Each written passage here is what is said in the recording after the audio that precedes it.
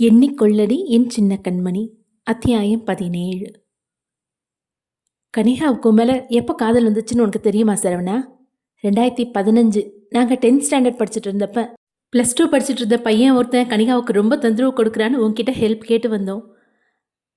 அப்பொழுதுதான் அவனுக்கும் அந்த நிகழ்வு ஞாபகத்திற்கு வந்தது. ஸ்கூல் வாசல்ல அவளோட கையை பிடிச்சி அந்த பையன் தொந்தரவு கொடுத்துட்டு இருந்தான். அப்போ நீ சப்போர்ட் பண்ண. அதுக்கு அந்த 12th பையன் கனிகா என்ன உன்னோட ஆளா வந்து சப்போர்ட் பண்ணுறான்னு கேட்டான். கனிகா என்னோட ஃப்ரெண்டு, அவளுக்கு ஒன்றுனா நான் வந்து நிற்பேன்னு நீ சொன்ன. எத்தனை தடவை இதை என்கிட்ட சொல்லி காமிச்சிருக்கா தெரியுமா? சரவணன் ரொம்ப கிரேட்டு, ரொம்ப டிசிப்ளின்டு ஃபெலோன்னு. உன்னோட ஆளான்னு கேட்டவனுக்கு முன்னாடி என்னோட ஃப்ரெண்டுன்னு நாகரிகமாக சொன்ன மனுஷனை முதல் முறையாக இப்போ தான் பார்க்குறேன்னு சொன்னான். அப்பொழுதுதான் சரவணனுக்கு தன் மீதே கோபம் வந்தது. இவர்களின் நட்பை கேலி செய்யும் விதமாக பவித்ராவை இங்கு அழைத்து வந்தது மட்டும் அவளுக்கு தெரிந்தால் தன் மானமே போய்விடும் என யோசித்தான். இங்க பாரு சரவணா, எனக்கு கனிகாவை பற்றி நல்லா தெரியும். அவளுக்கு சுயமாக வேலைக்கு போய் சம்பாதிக்கணும்னு ஆசை. ஆனால் அவளோட அப்பா அதெல்லாம் தேவையில்லைன்னு சொல்லி விட்டுட்டாரு. நீ அவளை கல்யாணம் பண்ணிக்கிட்டா அவளை சொகுசாக வாழ வைக்க முடியாதுன்னு வருத்தப்படாத. அவளுக்கு வேணுங்கிறத அவளே கவனிச்சுப்பா. சொல்லப்போனா உன்னோட குடும்பத்து பொறுப்பு எல்லாத்தையும் அவள் ஒருத்தியே ஏற்றுக்குவா. தேவையில்லாமல் யோசிச்சு ஒரு நல்ல பொண்ணை மிஸ் பண்ணிடாத. உனக்கும் அதே தான் சொல்கிறேன். தேவையில்லாமல் யோசிச்சு ஒரு நல்ல பையனை மிஸ் பண்ணிடாத. சரவணன் வருணை கூறினான். என் கதை வேற, உன் காதல் வேற என்றாள். நட்புல எப்படி வேறுபாடு இல்லையோ அது மாதிரி காதல்லையும் வேறுபாடு இல்லை. உனக்கு எது தடையா இருக்குன்னு சொல்லு, நான் உதவி பண்றேன். வருணும் ரொம்ப நல்ல பையன். அவன் கூட உன்னோட வாழ்க்கை நிச்சயமா சந்தோஷமா இருக்கும். உன்னோட அப்பா ஆசையும் அதுதான்.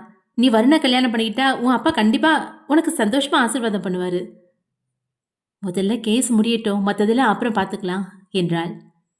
பவித்ராவை வீட்டில் டிராப் செய்தான் சரவணன். பவித்ரா உள்ளே நுழைந்ததும் அவளின் தாய் அவளை ஷர்மி என அழைத்தார். என்ன ஷர்மி, சரவணன் வந்து உன்னை டிராப் பண்ணிட்டு போறான் போல? ஆமாம் சித்தி, சும்மா பார்த்து பேசணும். இப்பெல்லாம் நீயும் சரவணனும் அடிக்கடி சந்திக்கிறீங்க. இந்த திடீர் பழக்கத்துக்கு பின்னாடி ஏதாவது முக்கியமான விஷயம் இருக்கா என கேட்டார் அவளின் தாய். சித்தி, நீங்க நினைக்கிற மாதிரிலாம் எதுவும் இல்லை. அது எப்படி, ஏதாவது இருந்தாதான் என்ன? சரவணன் ரொம்ப நல்ல பையன். அவன் உனக்கு வாழ்க்கை துணையா வந்தா உனக்கும் பாதுகாப்பா இருக்கும். அடக்கடவுளே, என்ன அம்மா இப்படி ஒரு யோசனையை தூக்கி போடுறாங்க? மேற்கொண்டு இந்த விஷயம் நகரக்கூடாது, அப்படியே நின்றுடணும் என கடவுளிடம் வேண்டிக் கொண்டாள். சித்தி, சரவணன் வேற ஒரு பொண்ணை காதலிக்கிறான். என்ன, சரவணன் காதலிக்கிறானா? யார் அந்த பொண்ணு? நேரம் வரும்போது சொல்றேன். அந்த பொண்ணும் ரொம்ப நல்ல பொண்ணு தான், நான் பார்த்துருக்கேன் என்றாள். சரவணனோட அம்மா ரொம்ப வீம்புக்காரியாச்சே. இவங்களோட காதல் கல்யாணத்துக்கு சம்மதிப்பாளான்னு தெரியலையே. அதெல்லாம் கண்டிப்பா சம்மதிப்பாங்க சித்தி. பொண்ணு ரொம்ப பெரிய இடம். சரி, நீ ஃபாரின்ல இருந்தப்ப யாருக்கூடயும் காதல் வரலையா? அது என்ன சித்தி, பவித்ரா கிட்ட நீங்க இப்படிலாம் பேசினதே கிடையாது. என்கிட்ட மட்டும் எப்படி கேட்குறீங்க?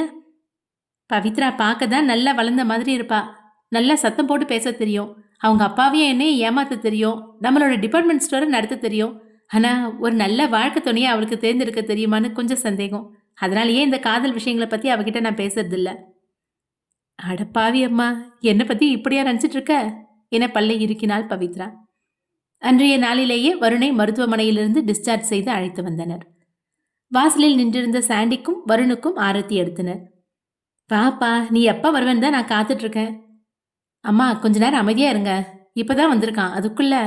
பிரதாப் தன் தாயை திட்ட வருண் குறுக்கிட்டான். டேய், ஏன்டா அம்மா கிட்ட கத்துற? இல்லடா, அவங்க சும்மா ஏதாவது சொல்லிட்டே தான் இருப்பாங்க. உனக்கு டிஸ்டர்பாக இருக்கும். ஆமாண்டா, நான் உனக்கு தொந்தரவாக தான் இருக்கேன். உன் மேலே பாசம் காட்டுறவங்கள பார்த்தா உனக்கு அப்படிதான் தோணும். அம்மா, என்னாச்சு? ஏன் இப்படிலாம் பேசுறீங்க? கல்யாணத்துக்கு சம்மதம் சொல்லி இவனுக்காக அலைஞ்சி தேடி ஒரு பொண்ணை பார்த்தேன். சரி, பையனுக்கு நாம பார்த்த பொண்ணு தான் பிடிக்கல, அவன் விரும்பின பொண்ணை கட்டிக்கிட்டோன்னு சம்மதிச்சேன். ஆனால் இப்போ அதுலேயும் ஏதோ குழப்பம் செஞ்சுருக்கான். டேய், என்னடா பண்ண? வருண் பிரதாப்பிடம் கேட்டான். நான் சொல்கிறேன்ப்பா, இவன் ஜெனிக்கிட்ட என்னமோ சொல்லியிருக்கான். கல்யாண விஷயமா பேச கூப்பிட்டா இனிமே என்னை கூப்பிடாதீங்கன்னு சொல்லி காலை கட் செய்கிறான் அந்த பொண்ணு. வருண் பிரதாப்பை கேள்வியாக பார்த்தான். தொங்கவிட்ட தலையை தூக்கவே இல்லை அவன். என்ன செஞ்சு வச்சிருக்க பிரதாப்? நான் ஒன்றும் பண்ணலடா. நீ ஜெனிக்கிட்ட கடைசியாக எப்போ பேசின? அவளை ட்ராப் பண்ணப்ப. அதுக்கப்புறம் பேசவே இல்லையா? இல்லை. என்னடா சாதாரணமாக சொல்கிற? ஏன் ஜெனி ஃபோனை கட் பண்ணா? என்ன கேட்டா எனக்கு எப்படி தெரியும்? அவளுக்கு கல்யாணத்தில் இஷ்டம் இல்லை போல. பிரதாப் இதை கூலாக கூறினான். வருண் உடனே ஜெனிக்கு தன் மொபைலில் இருந்து அழைத்தான். இவனின் எண் பிளாக் செய்து விட்டால் போல கால் உடனே கட்டானது. ஏன் நம்பரை எதுக்கு பிளாக் பண்ணா? என்னடா பண்ண? ஏன் ஜெனி என்னோட நம்பரை பிளாக் பண்ணி வச்சிருக்கா? போவட்டும் விட்றா. விடுனா என்ன அர்த்தம் இதுக்கு? இந்த கல்யாணம் வேணாம். அவன் கூறியது வருணுக்கு ஷாக்காக இருந்தது. ஆனால் மற்ற நண்பர்களுக்கு காரணம் புரிந்தது. கல்யாணம் வேணாமா? அவனின் தாயும் அதிர்ச்சியானார். ஏண்டா இப்படி சொல்ற? உங்களுக்குள்ள ஏதாவது சண்டையா என அவனின் அம்மா விசாரித்தார். அப்படியெல்லாம் இல்லை. பின்ன ஏன் கல்யாணம் வேணான்னு சொல்ற? ஜெனிக்கு ஃபோன் கால் போக மாட்டேங்குது வருண் கேட்டான். இதுக்கு மேலே யாரும் கேள்வி கேட்காதீங்க. இது என்னோட வாழ்க்கை, நான் பார்த்துக்கிறேன். பிரதாப் அங்கிருந்து சென்று விட்டான். நண்பர்களே, அவன் இப்படி எடுத்தெறிந்து பேசுவது இதுவே முதல் முறை. இது அவனாக பேசவில்லை, ஏதோ மனதில் வைத்துள்ளான் என வருணுக்கு தோன்றியது. வருணின் தோளில் கை வைத்தான் ராஜேஷ். டேய், அவன் ஏதோ குழப்பத்தில் இருக்கான் போல, கொஞ்ச நாள் போகட்டும், பேசிக்கலாம். வருணுக்கு தான் குழப்பமாக இருந்தது. அம்மா, நீங்க ஒன்றும் வருத்தப்படாதீங்க, நான் என்னன்னு விசாரிக்கிறேன் என வருண் பிரதாப்பின் அம்மாவிற்கு தைரியம் கூறினான். இதுவரை வருணிடம் பிரதாப் இப்படி பேசியதே இல்லை. இரவு உணவு நேரம், அனைவரும் உணவு உண்ண அமர்ந்திருக்க பிரதாப்பை காணவில்லை. வருண் விசாரித்தான். அவன் எங்கடா? உன்கிட்ட கோவமா பேசினான்ல, அதான் வர சங்கடப்பட்டு ரூம்குள்ளேயே இருக்கான் என்றான் சாண்டி. என்ன, எல்லாம் அவன் இஷ்டத்துக்கு தான் பண்ணுவானா? வருவானா மாட்டானா? வருணின் சத்தம் அறையை தாண்டி வீட்டுக்கு வெளியேவும் கேட்டது. மறுகணமே உணவு உண்ண வந்தான் பிரதாப். நான் கூப்பிடும்போது மட்டும் வரல என சாண்டி பிரதாப்பிடம் சண்டைக்கு பேசினான்.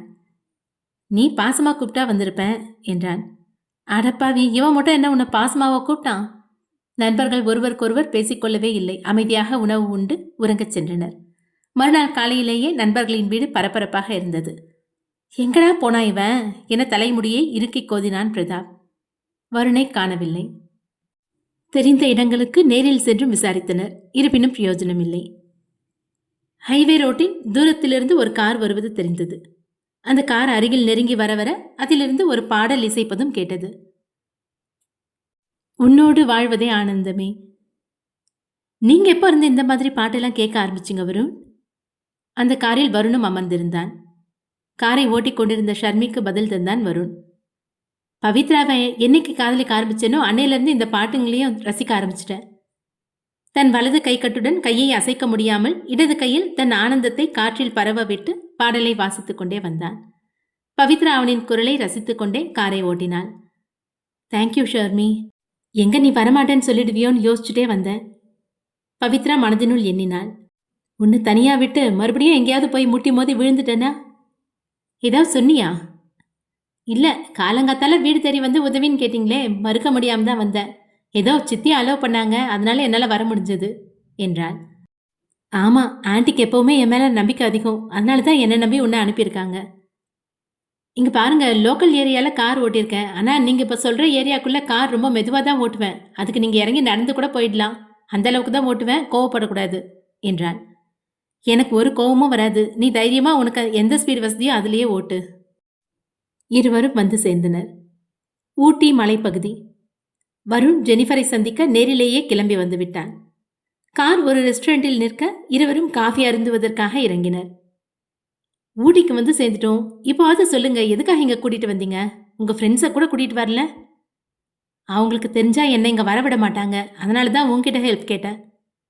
உங்கள் ஃப்ரெண்ட்ஸ் உங்களை வரவிட மாட்டாங்களா? ஆமாம், இந்த டைமில் ட்ராவல் பண்ண வேணான்னு சொல்லி என்னை கூட்டிகிட்டு வர மாட்டாங்க. அப்போ நீங்கள் ஒரு கால் டாக்ஸி புக் பண்ணியிருக்கலாமே, எதுக்காக நான் டிரைவ் பண்ணிட்டு வரணும்னு என்ன கூட்டிகிட்டு வந்தீங்க என்றாள். இவள் அதிகம் கேள்வி கேட்பதாக எண்ணினான் வருண். ஆக்சுவலாக நான் இங்கே எதுக்கு வந்திருக்கேன்னா, பிரதாப் அவனுக்கு நிச்சயம் பண்ண கல்யாணத்தை வேணான்னு சொல்கிறான். ஜெனிஃபருக்கு என் நம்பர்லேருந்து கால் பண்ணால் நம்பர் பிளாக் ஆகிருக்கு. பொறுக்க முடியாமல் ஜெனிஃபர் நேரில் சந்திச்சு பேசலான்னு தான் கிளம்பி வந்துட்டேன். பவித்ராவிற்கு ஆச்சரியம். என்ன, பிரதாப் திருமணத்தை நிறுத்திட்டாரா? நிச்சயம் நான் சொன்ன கண்டிஷன் நல்லதாக இருக்கும் என அவளுக்கு புரிந்தது. ஜெயிலுக்கு சென்று விட்டால் ஜெனிஃபரின் நிலைமை என்ன ஆவது? அப்போ நீங்கள் இங்கே ஜெனிஃபரை சமாதானப்படுத்த வந்திருக்கீங்களா? ஆமாம். இதுக்கு எதுக்கு என்ன கூட்டிகிட்டு வந்தீங்க? நீயும் ஒரு பொண்ணு தானே, என்னால் ஒருவேளை ஜெனியை சமாதானப்படுத்த முடியலன்னா நீ போய் பேசலாம்ல, அதனால தான் உன்னையும் கூட்டிகிட்டு வந்தேன். எனக்கு கேர்ள் ஃப்ரெண்ட்ஸ்லாம் யாரும் கிடையாது. உன்கிட்ட மட்டும்தான் இப்போதைக்கு நல்லா பேசுகிறேன், அதனால தான் உன்னை கூட்டிகிட்டு வந்தேன். தனக்குள்ளே யோசித்து கொண்டாள். என்ன, நான் பேசணுமா? கல்யாணத்தை நானே நிறுத்தி அதை நடத்தியே வைக்கணுமா? சரிதான். காலை உணவை உண்ட பிறகும் வருண் எழாமல் அந்த ரெஸ்டாரண்ட்லேயே அமர்ந்திருந்தான். ஜெனியை பார்க்கணும்னு சொன்னீங்க, இப்படியே உட்காந்துட்டு இருந்தா எப்படி என்றாள். ஜெனியை பார்க்க தான் வெயிட் பண்ணுறோம். இது அவளோட ரெஸ்டாரண்ட் தான். ஓ! காரணமா தான் காத்திருக்கானா? ஹலோ! உங்க ரெஸ்டாரண்ட் ஓனர் ஜெனிஃபர மீட் பண்ணணும். நீங்க யாரு? என அந்த வேலையாள் கேட்டான். வருண், அவங்க கூட காலேஜ்ல படிச்சேன். இப்படிதான் போன மாசம் பிரதாப்னு ஒருத்தர் வந்து ஜெனி மேடம் கூட காலேஜ்ல படிச்சேன்னு சொல்லி பழகுனாரு. கல்யாணம் பண்ணிக்கிறேன்னு சொல்லி ஏமாத்திட்டாரு. இப்ப நீங்க வேற வந்திருக்கீங்களா? ஏற்கனவே எங்க மேடம் வருத்தத்துல இருக்காங்க. தயவு செஞ்சு இங்கிருந்து போயிடுங்க. நான் வந்திருக்கேன்னு போய் சொல்லுங்க. கண்டிப்பா அவங்கள நான் பார்த்தாகணும். அவங்களோட பிரச்சனையை தீர்க்க தான் வந்திருக்கேன். யோசித்த அந்த வேலையாள் வருணை காத்திருக்க கூறி அருகில் இருந்த வீட்டினுள் சென்றான். வேலையாள் செல்லும் திசையை கவனித்தான் வருண். அந்த வீட்டிலிருந்து வேலையாள் திரும்பி வந்தான். உங்களை பார்க்க விருப்பமில்லைன்னு சொன்னாங்க. பிரச்சனையே உங்களால தானா? இங்கிருந்து போக சொன்னாங்க. வருண் அவளின் பதிலில் கோபமானான். அந்த வீட்டிற்குள் கோபமாக நுழைந்தான். ஜெனி சோஃபாவில் அமர்ந்து அழுது கொண்டிருந்தாள். வேகமாக உள்ளே வந்தவன் கத்த ஆரம்பித்து விட்டான். நீங்க 2 பேரும் என்ன நினைச்சிட்டு இருக்கீங்க? ஏதாவது சண்டைனா பேசி தீர்த்துக்க மாட்டீங்களா? உடனே கல்யாணம் வேணான்னு முடிவெடுக்கிறீங்க. அவன் பிடிச்ச வாழ்க்கை கிடைக்கலையேன்னு எவ்வளவு வருத்தப்பட்டிருக்கான். நீங்க என்னடானா அமைய போற வாழ்க்கையை அசால்ட்டா தூக்கி எறியறீங்க. வருண் தன் ஆதங்கத்தையும் சேர்த்து கொட்ட தலை நிமிர்ந்து பார்த்தாள் ஜெனி. அதிகம் அழுது சோர்ந்து வாடிய முகத்துடன் தெரிந்தாள். அவளை பார்த்ததும் பவித்ராவிற்கு புரிந்துவிட்டது. வருண், கொஞ்சம் பொறுமையா இருங்க. இங்க வேற ஏதோ பிரச்சனை நடந்திருக்கு போல. பவித்ரா கூறிய பிறகுதான் வருண் ஜெனியின் முகத்தை கவனித்தான். அவளுக்குள் பெரிய சோகம் ஏதோ உள்ளது. அழும் கண்கள் சிவந்து காணப்பட்டது. என்னாச்சு ஜெனி? நான் உங்க வீடு தேடி வந்து அவரை என்ன கல்யாணம் பண்ணிக்கோங்கன்னு கேட்டேனா? உங்க ஃப்ரெண்டா தானே வந்தாரு.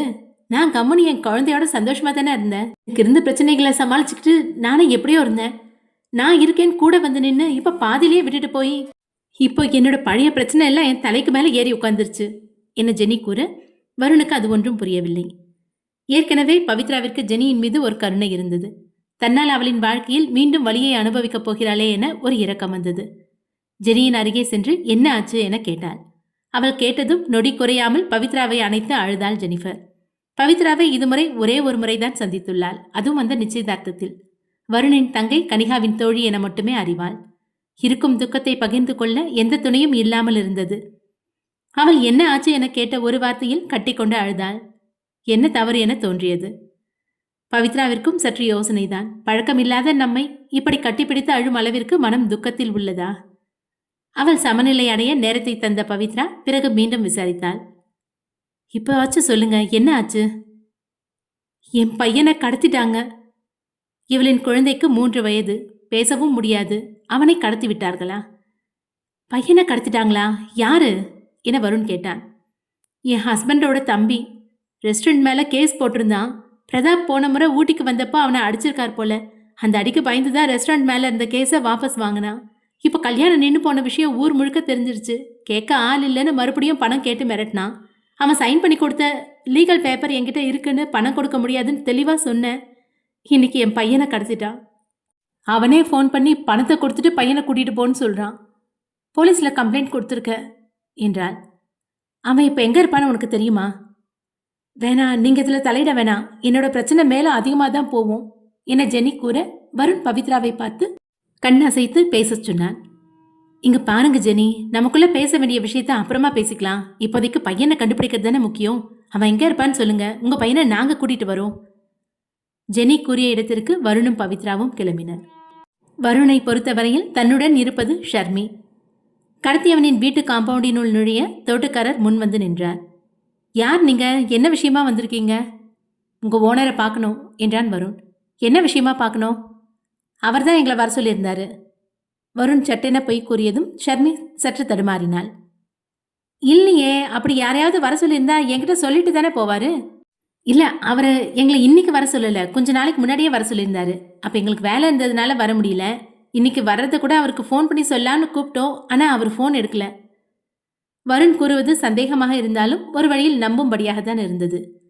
இன்று அந்த ஜெனிஃபரின் மகன் கடத்தப்பட்டு அவனை உடன் வைத்துள்ளார். அதனால் ஃபோன் எடுக்காமல் இருந்திருக்கலாம் என தோட்டக்காரன் யோசித்தான். சரி, நீங்க சொல்றதெல்லாம் ஒரு பக்கம் இருக்கட்டும். ஆனா ஐயா இப்ப வீட்டுல இல்ல, ஒரு முக்கியமான வேலையா வெளியே போயிருக்காரு. வரதுக்கு கண்டிப்பா 2 நாளாவது ஆகும். நீங்க 2 நாள் கழிச்சு வாங்களேன் என தோட்டக்காரர் சென்று விட்டார். என்ன இந்த தோட்டக்காரன் பேசிட்டு இருக்கும் போதே போறான் என வருண் கூற, இது என்ன உங்க ஆபீஸா? உங்க ஆர்டரை கேட்டு உங்க பக்கத்திலே நிக்க? ஷர்மியை முறைத்தவன், இப்போ அவன் இருக்க இடத்த கண்டுபிடிச்சாவணுமே. யோசித்துக் கொண்டே காரை நோக்கி வந்தான் அருண். ஐடியா. வேகமாக தன் பாக்கெட்டிலிருந்து மொபைலை எடுத்தவன் கை தவறி அதை கீழேயும் போட்டான். மொபைல் கீழே விழுந்த அதிர்ச்சியில் வருண் எடுப்பதற்காக குனிய அவனுக்கு உதவி செய்வதாக இவளும் உடனே குனிந்தாள். இருவருக்கும் அந்த இடத்தில் அவரவர் மேலிருந்து வரும் வாசத்தை உணர முடிந்தது. ஷர்மி குனிவதை அறியாது இவனும் அதே வேகத்தில் குனிய இவனின் மூச்சு காற்று கன்னத்தில் பாய திறந்திருந்த அவளின் இமைகள் கூச்சத்தில் தானாக மூடியது. மனதில் அவனுக்கு இடம் கொடுக்கக்கூடாது என கண்ணியம் கடைபிடித்தாலும் நடப்பது நடந்தேதானே தீரும். தன் மொபைலை எடுத்தவன் ஜெனிக்கு விரைவாக அழைத்தான். ஹலோ ஜெனி, உங்கள் ஏரியா போலீஸ்கிட்ட கம்ப்ளைண்ட் கொடுத்தேன்னு சொன்னல, அப்போ ஃபோன் நம்பர் ட்ராக் பண்ணி கண்டுபிடிக்கிறத பற்றி அவங்க ஏதாவது சொன்னாங்களா? அவங்க அந்த மாதிரி எதுவும் சொல்லலை, எனக்கும் சட்டுன்னு தோணலை என்றாள். சரி, அவனோட ஃபோன் நம்பர் எனக்கு அனுப்பு, நான் போலீஸ் ஸ்டேஷன் போய் பார்க்குறேன். வருண் பேசிவிட்டு திரும்ப ஷர்மி அப்பொழுதுதான் மெல்ல எழுந்தாள். நீ இன்னும் கீழே என்ன பண்ணிட்டு இருந்த? நான் தான் ஃபோனை அப்பவே எடுத்துக்கிட்டேன்ல. அவனின் வாசத்தில் தடுமாறியதை எப்படி ஒப்புக்கொள்வது? இல்லை, நீங்கள் எந்திரிக்கும் போது என் நெத்தியில் இடிச்சிட்டீங்க என பொய் கூறினாள். அப்படியா? என்னை இடித்தது ஞாபகம் இல்லையே என்பது போல் கேட்டான். நெற்றியில் அவள் கை வைத்திருந்த இடத்தை தொட்டு தேய்த்து விட்டாள். சாரி, நான் ஜெனிஃபர் கிட்டேருந்து அவனோட நம்பர் கேட்டிருக்கேன், உடனே போலீஸ் ஸ்டேஷன் போலாம் வா என அழைத்தான். போலீஸ் ஸ்டேஷனை நெருங்க அங்கு அதிகாரிகள் ஒவ்வொருவரும் ஒவ்வொரு வேலையை செய்து கொண்டு பிஸியாக இருந்தனர். என்ன கம்ப்ளைண்ட்டா? அந்த 3வது டேபிள் போங்க என அவர்களை கை காண்பித்து அனுப்பினார் ஒரு அதிகாரி. வருணும் ஷர்மியும் வேறு வழியின்றி 3வது டேபிளை நோக்கி செல்ல, சொல்லுங்க, என்ன கம்ப்ளைண்ட்? சார், கம்ப்ளைண்ட் எல்லாம் ஆல்ரெடி கொடுத்தாச்சு, என்ன ஸ்டேஜில் இருக்குன்னு தெரிஞ்சுக்க வந்தோம் என்றான் வருண். அப்படியா, அந்த டேபிளுக்கு போங்க என இன்னொரு டேபிளை கை காண்பித்தார். அங்கிருந்த ஒரு பெரியவரை நோக்கி சென்றான் வருண். சார் என வருண் அழைக்க, சொல்லுங்க தம்பி, என்ன விஷயம் என அந்த போலீஸ்காரர் விசாரித்தார். இருப்பதிலேயே மரியாதையாக நடத்திய ஒரே ஆள் இவர்தான் என சற்று நம்பிக்கை வந்தது வருணுக்கு. சார், காலையில் ஜெனிஃபர்னு ஒரு பொண்ணோட குழந்தைய காணோன்னு கம்ப்ளைண்ட் கொடுத்துருந்தாங்க, அந்த கேஸ் விஷயமா பேச வந்திருக்கேன். நீங்கள் 2 பேரும் யாரு? நாங்கள் 2 பேரும் அந்த பொண்ணோட ஃப்ரெண்ட்ஸ். யோ, யார் இவங்க 2 பேரும்? வயசு வித்தியாசம் பார்க்காமல் போலீஸ் அதிகாரியை மிரட்டினார் இன்ஸ்பெக்டர். சார், காலையில் ஜெனிஃபர்னு ஒரு பொண்ணு தன்னோட பையனை காணோன்னு கம்ப்ளைண்ட் கொடுத்தாங்கல்ல, அதை பற்றி பேச வந்திருக்காங்க.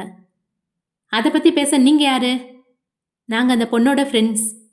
கடத்தினவனுடைய ஃபோன் நம்பர் எங்ககிட்ட இருக்குது, அதை வச்சு ட்ராக் பண்ணால் சீக்கிரம் விஷயம் தெரிய வரும். எப்படி விசாரிக்கணும்னு நீ எங்களுக்கு சொல்லி தராத, கம்ப்ளைண்ட் கொடுத்தாச்சுல, இங்கேருந்து வெளியே போ, பையன் கிடைச்சா ஃபோன் பண்ணுறோம். சார், அதுக்கு இல்லை, தேடி பார்க்கறது கொஞ்சம் ஈஸியாக இருக்குமேன்னு வருணை அதற்கு மேல் பேச விடாமல் கத்தினார் அந்த இன்ஸ்பெக்டர். வெளியே என்னையா பண்ணுறீங்க? கண்டவெல்லாம் உள்ளே வந்துட்டு இருக்கான். அந்த வயதில் மூத்த போலீஸ் அதிகாரி, தம்பி முதல்ல வெளியே வாங்கப்பா என இழுத்து வந்தார் வருணையும் ஷர்மியையும். 3 வயசு சின்ன பையன் காணோன்னு கம்ப்ளைண்ட் கொடுத்தா இவ்வளோ அசால்ட்டாக பதில் சொல்கிறாரு. இது பாருமா, இங்கே கொடுத்த கம்ப்ளைண்ட்டில் ஒன்றும் ஆக போகிறது கிடையாது. ஏன்னா இவன்கிட்ட சொல்லிட்டு தான் அவன் அந்த பையனையே கடத்தியிருப்பான். அந்த பெரியவர் கூறியதை கேட்டு அதிர்ச்சியாக இருந்தது. என்ன சார் சொல்கிறீங்க? ஆமாம் தம்பி, அவனும் இந்த இன்ஸ்பெக்டரும் கூட்டு கடத்தல் செய்வாங்க, 2 பேரும் ஒன்றா சேர்ந்து தான் செய்கிறாங்க. அப்படி இருக்கும்போது உனக்கு எப்படி உதவி கிடைக்கும்? சார், இந்த விஷயத்தில் உங்களால் ஏதாவது உதவி செய்ய முடியுமா என வருண் கேட்டான். பொட்டானிக்கல் கார்டன் இருக்குல்ல, அதுக்கு பக்கத்தில் தான் இவன் சொந்தமாக நடத்துகிற ஹோட்டல் இருக்குது. கடத்தல் வேலைகளும் அங்கே தான் பண்ணுறாங்கன்னு பேசி கேள்விப்பட்டிருக்கேன். அங்கே போனால் அந்த பையன் கிடைக்கலாம், ஆனால் அது ஆபத்தானது. ரொம்ப தேங்க்ஸ் சார். தம்பி, இந்த விஷயத்தை நான் தான் சொன்னேன்னு வெளியே யார்கிட்டயும் சொல்லிடாதீங்க, கண்டிப்பாக யாருக்கும் தெரியாது சார். அந்த கார்டன் ஏரியாவிற்கு செல்லும் முன் வருண் கடத்தியவனின் ஃபோன் நம்பரை யாருக்கோ மெசேஜ் செய்தான். அவர் சொன்ன ஏரியா வந்தாச்சு. இல்லை ஷர்மி, இங்கே பப்ளிக் நிறைய பேர் இருக்காங்க, இந்த இடத்துல ஹோட்டல்ஸ் கூட எதுவும் இல்லை, இன்னும் கொஞ்சம் தள்ளி போய் பார்க்கலாம் என அவ்விடம் விட்டு நகர்ந்தனர் இருவரும். போதும் வருண், ரொம்ப தூரம் வந்துட்டோம் போல, எதுவும் ஹோட்டலும் கூட இருக்கிற மாதிரி தெரியல, திரும்பி போயிடலாம், அந்த பக்கமாக எங்கேயாவது தேடி பார்க்கலாம். வண்டியை ஓரம் கட்டு. அவள் வண்டியை ஓரம் கட்ட அந்நேரத்தில் அவனுக்கு அழைப்பும் வந்தது. ஹலோ சார், நீங்கள் சொன்ன நம்பரை ட்ராக் பண்ணோம், நீங்கள் இருக்க இடத்துக்கு 500 மீட்டர் டிஸ்டன்ஸில் தான் இருக்குது, எனக்கு உடனே லொக்கேஷன் அனுப்புங்க. வருண் பேசிவிட்டு கட் செய்த சில வினாடியிலேயே லொக்கேஷன் வந்தது. இந்த இடத்துக்கு கார் ஓடிட்டு போ என ஷர்மியிடம் காண்பித்தான். இது என்ன லொக்கேஷன், யார் அனுப்புனது? ஜெனியோட பையன் இங்கே தான் இருக்கான். உங்களுக்கு யார் சொன்னா என அவள் கேட்க, அதெல்லாம் ரகசியம், நீ சீக்கிரம் போ. உயர்ந்த மரங்களுக்கு நடுவே ஒரு பழைய ஹோட்டல் இருந்தது. தங்கும் விடுதி என எழுதி போர்டும் வைக்கப்பட்டிருந்தது. அதுக்குள்ளே இருட்டு கட்டிடுச்சு. இருண்டெல்லாம் போகல, இந்த இடத்துல மரங்கள்லாம் ரொம்ப உயர்ந்த அடர்த்தியாக இருக்குது, அதனால சூரிய ஒளி தரையில் பட மாட்டேங்குது என்றான். உங்களுக்கு பரவாயில்லையா? உங்களுக்கு இருட்டுனா பயம் தானே என ஷர்மி கேட்டாள். எனக்கு இருட்டுனா பயம்னு உனக்கு எப்படி தெரியும்? அச்சச்சோ! வாயை கொடுத்து மாட்டிக்குவோம் போலயே! பவித்ரா வருணின் நிறை குறைகள் அனைத்தும் அறிந்தவள் தானே. கனிகா தான் சொன்னா என்றாள். கனிகா இதெல்லாமா உன்கிட்ட சொல்றா? சத்தம் போடாம வாங்க வருண். பில்டிங்கை சுற்றி காம்பவுண்ட் சுவர் கூட இல்லை. நன்கு உயர வளர்ந்த மரங்கள் தான் இருந்தது. வருணுக்கு இருளை கண்டதும் சற்று அசௌகரியம்தான். ஏய் ஷர்மி பார்த்து வா, நடக்கிற வழியில என்னென்னமோ இருக்கு. அவள் பதில் ஏதும் கூறவில்லை. என்ன பதிலே சொல்ல மாட்டேங்கிற ஷர்மி?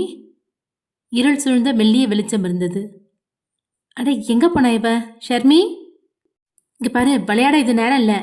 என்னை பயப்படுத்துற மாதிரி ஏதாவது ட்ரை பண்ண அவன்கிட்ட மாட்டிக்கிற மாதிரி ஆயிடப்போகுது. வெளியே வந்துரு. என்னை எதிரில் இருந்த காட்டு மரங்களை பார்த்து அவளை தேடிக்கொண்டே பேசினான். சில நிமிடங்கள் கடந்தது. ஒருவேளை காட்டுல வழி மாறி போயிட்டாலோ? அது எப்படி முடியும்? காருக்கும் விடுதிக்கும் கிட்டத்தட்ட 20 மீட்டர் தொலைவு தானே இருக்கு. அதுக்குள்ள எங்க போனா? என் கையை விடு. அந்த பழைய ஹோட்டலின் உள்ளிருந்து ஷர்மியின் குரல் கேட்டது. ஷர்மி? இது அவளோட குரல் தானே. அந்த குரலில் தெரிந்த வேதனை அவளுக்கு யாரோ உடல் வலியை தருகிறார்கள் போல என உணர முடிந்தது. அவன் கட்டிடத்தின் உள்ளே நுழைய அங்கேயும் மெல்லிய வெளிச்சம்தான் இருந்தது. கஞ்ச பிசினாரிங்க, ஒரு லைட் வாங்கி போட மாட்டானுங்க. வருண் அவர்களை திட்டிக்கொண்டே உள்ளே நுழைந்தான். உள்ளே இருந்த தூணின் மறுபக்கம் மறைந்து நின்றான். அங்கிருந்து ஒருவன் தட்டில் காஃபி கப்புகளை அடுக்கி வைத்து உள்ளே கொண்டு சென்றான். அவனை ஃபாலோ செய்து சென்று பார்க்க அங்கே ஷர்மியின் கையை ஒருவன் இறுக்கி பிடித்து நசுக்கிக் கொண்டிருந்தான். அருகில் தரையில் ஜெனியின் குழந்தை உறங்கிக் கொண்டிருந்தான். அவள் வழியில் தப்பிக்க முயற்சி செய்து கையை ஆட்டிக் கொண்டிருந்தாள். பழைய பொருட்கள் எல்லாம் அந்த ஹாலில் நிறைய அடுக்கி வைத்திருந்தனர். அதனால் வருண் அதன் நடுவில் மறைந்து மறைந்து அறையின் உள்ளே நுழைந்தான். எத்தனை பேர் உள்ளனர் என வருண் கவனித்துக் கொண்டே செல்ல அந்த சமயம் புதிதாக ஒருவன் உள்ளே வந்தான். வேறு யாரும் இல்லை, அந்த இன்ஸ்பெக்டர் தான். என்னடா வேலையெல்லாம் எப்படி போயிட்டு இருக்கு என இன்ஸ்பெக்டர் கேட்க, வா நண்பா, நீ இல்லாம எந்த வேலையும் முடிக்க முடியாதே. ஜெனியின் குழந்தன் அந்த இன்ஸ்பெக்டரிடம் மிக நெருக்கமாக பேசினான். வாயார நண்பா எனவும் அழைத்தான். அப்போதுதான் அந்த இன்ஸ்பெக்டர் ஷர்மியை அங்கு கவனித்தான். இவளா? இவ எங்க எப்படி வந்தா? என்னாச்சு நண்பா, உனக்கு இவ்வளவு தெரியுமா? நம்ம பில்டிங் பக்கத்துல வழி தெரியாம வந்துட்டா. பசங்க பார்த்து பிடிச்சி இழுத்துட்டு வந்துட்டானுங்க. அப்படியெல்லாம் இருக்காது, இவ நம்ம இடம் தெரிஞ்சுதான் வந்திருக்கா என இன்ஸ்பெக்டர் கூறினார். கொஞ்ச நேரத்துக்கு முன்னாடி தான் இவளும் இவன் கூட இன்னொருத்தனும் ஸ்டேஷனுக்கு வந்திருந்தாங்க. இந்த பையனுக்காக தான் நான் தான் அங்கேருந்து விரட்டி விட்டேன் என ஷர்மியை பார்த்து கொண்டே கூறினான். இவ மட்டும் இருக்கா? அவன் எங்க? இல்லை நண்பா, இவ ஒருத்தி தான் நம்ம பில்டிங் கிட்ட இருந்தா. டேய், நம்ம பில்டிங்குள்ளேயும் வெளியும் சோதனை போடுங்க, புதுசாக எவனாவது உள்ளே வந்திருப்பான் போல. ஜெனியின் குழந்தன் ஆர்டர் போட்டதும் வேகமாக நகர்ந்தனர் அவனின் ஆட்கள். பொறு, அவனை தேட வேணாம். என்ன சொல்ற நண்பா? அவனை கண்டுபிடிக்காம விட்டா நமக்கு பிரச்சனை கொடுப்பான்ல. அதுக்கு நாம போகணும்னு அவசியம் இல்லை, அவனே நம்மளை தேடி வருவான். நம்மக்கிட்ட தான் இவ இருக்கால்ல, இவ கத்துற சத்தத்தில் அவன் கண்டிப்பாக நம்மளை தேடி வருவான். அந்த இன்ஸ்பெக்டர் ஷர்மியை ஒரு பார்வை பார்த்தான். அச்சுச்சோ, இந்த தடிமாடு நம்மக்கிட்ட வரானே, மேலே மட்டும் கை வைக்க நினச்சான் அவனோட உயிர் ஊஞ்சலாடுறதை நான் பார்க்காம போக மாட்டேன் என தனக்குள் கொதித்து கொண்டாள். உண்மையை கூற போனால் இவளிடம் அடி வாங்குவதற்கு வருணிடமே அடி வாங்கிக் கொள்ளலாம். இவள் அடிக்க முடிவு செய்த இடம் அப்படி ஒரு ஆபத்தானது. அவன் மேலே கையை வச்ச உன்னோட கையை உடைக்காம விடமாட்டேன். யாருடா அது நம்ம இடத்துக்கு வந்து நம்ம கையை உடைப்பேன்னு சொல்றது என அந்த இன்ஸ்பெக்டர் திரும்பி பார்த்தான். வருண் தன் கால்களை விரித்து நெஞ்சை நிமிர்த்து நின்றிருந்தான். வருணை பார்த்ததும் ஷர்மியை தவிர அங்கிருந்தவர்கள் எல்லாம் கிண்டலாக சிரித்தனர். டேய், நாங்கள் ஒழுங்கான கை காலோட வந்தாலே உடச்சி தாண்டா அனுப்புவோம். நீ ஏற்கனவே ஒரு கை உடஞ்சி வந்திருக்க, எந்த தைரியத்தில் நீ எல்லாம் இங்கே கிளம்பி வர என ஜெனியின் குழந்தன் கிண்டல் அடித்தான். வருண் வலது கையில் அணிந்திருந்த சப்போர்ட் பெல்ட்டை அவிழ்த்து தன் கையை நீட்டி மடக்கி காட்டினான். கழட்டிய பெல்ட்டை ஓரமாக தூக்கி போட, ஐயோ நம்ம பாட்டுக்கு தூக்கி போட்டோம், கை தாங்குமா என நினைத்து கொண்டான். எப்படி எப்படி ஏன் கை காலை உடைப்பீங்களா? யாருக்கு தைரியம் இருக்கோ அவன் முதல்ல வாங்க. வருண் இவ்வளவு தெனாவட்டாக பேசுவது அவர்களுக்கு கோபத்தை உண்டு பண்ண ஜெனியின் குழந்தன் கண்ணசைக்க ஒருவன் ஓடி வந்து வருணை அடிக்க கை ஓங்கினான். கட்டு கட்டியிருந்த தன் வலது கையாலே அவனின் கன்னத்தில் ஓங்கி குத்தினான் வருண். அடி வாங்கியவன் தனக்கு வலி இருந்தாலும் பெரிதாக காட்டிக்கொள்ளாமல் தன் முதலாளியை பார்த்தான். டேய், நீ அடிக்கிற ஒரு அடிக்கெல்லாம் என் ஆள் சரிய மாட்டான். ஜெனியின் குழந்தன் தன் அடியாளை பற்றி மெச்சி கொண்டிருக்க அடி வாங்கியவன் அப்பொழுதுதான் வலியை உணர்ந்து வாயினுள் கைவிட்டு பார்த்தான். கடவாய்ப்பல் ஒன்று இரத்த காயத்துடன் அவன் கையில் சிக்கியது. அண்ணா, என் பல்ல உடச்சிட்டான். டேய், போய் அவனை அடிங்கடா என தன் மற்ற ஆட்களுக்கும் ஒன்றாக கட்டளையிட்டான். ஷர்மிக்கு கவலையாக இருந்தது. ஏற்கனவே வருணின் வலது கை மருத்துவ சிகிச்சையில் இப்போதுதான் தேறிக்கொண்டுள்ளது. அதற்குள் மீண்டும் பிரச்சனையா? ஷர்மியின் கையை பிடித்துக் கொண்டிருந்தவர்கள் வருணை அடிக்கச் செல்ல தன் கை விடுவிக்கப்பட்டதும் தரையில் படுத்திருந்த ஜெனியின் பையனை தூக்கிக் கொண்டாள் ஷர்மி. அருகில் இருந்த பழைய மரச்சாரை உடைத்து அதனின் ஒரு காலை மட்டும் பிடுங்கி எடுத்துக்கொண்டான் வருண். வருண் அவர்களை வெளுக்க தயாரானான். கண் பார்வை தன்னை சுற்றி இருந்தவர்களை அளந்தது. தன்னை நெருங்கும் அளவிற்கு இடம் கொடுக்கவில்லை அவன். கையில் கிடைத்த கட்டையை இருக்க பிடித்தவன் ஒவ்வொருவரையும் ஓங்கி அடிக்க ஆரம்பித்தான். தன்னை அடிக்க வந்த கைகளிலிருந்து குனிந்தும் தப்பித்தான். ஒவ்வொருவருக்கும் 2 அடிதான் உரைக்கும் விதமாக கொடுக்க மேற்கொண்டு கையை உயர்த்த தெம்பில்லாமல் சுருண்டு விழுந்தனர். அனைவரும் மயங்கி கிடக்க மீதமிருந்தது ஜெனியின் கொழுந்தனும் அந்த இன்ஸ்பெக்டரும் தான். ரத்தம் சொட்டி கொண்டிருந்த அந்த கட்டையுடன் அவர்களை நெருங்கினான். ஏய், கிட்ட வராத, நான் போலீஸு. என் மேல கையை வச்சா பெரிய பிரச்சனை ஆயிடும். வருண் அந்த இன்ஸ்பெக்டரை தாக்கினான். பிறகு ஜெனியின் கொழுந்தன் அருகே திரும்பினான். வருணின் வேகத்தைக் கண்டு அவன் பயத்தில் நின்றிருந்தான். எல்லாத்துக்கும் மூல காரணம் நீதான் இல்ல? உன் பேச்சை கேட்கலன்னா ஆளை கடத்துவியா? என் கையை உடைப்பேன்னு சொன்னல, கடைசி தடவையா உன் 2 கையையும் பார்த்துக்கோ. ஏய் வேணாம். அவன் விரல் நீட்டி மிரட்ட அக்கணமே அவனின் கையை பிடித்து மறுபக்கமாக மடக்கி உடைத்தான். வலியில் அவன் கத்த மேற்கொண்டு நேரம் கொடுக்காமல் இரக்கம் இல்லாதவன் போல் மற்றொரு கையையும் பிடித்து எதிர்பக்கமாக மடக்கினான்.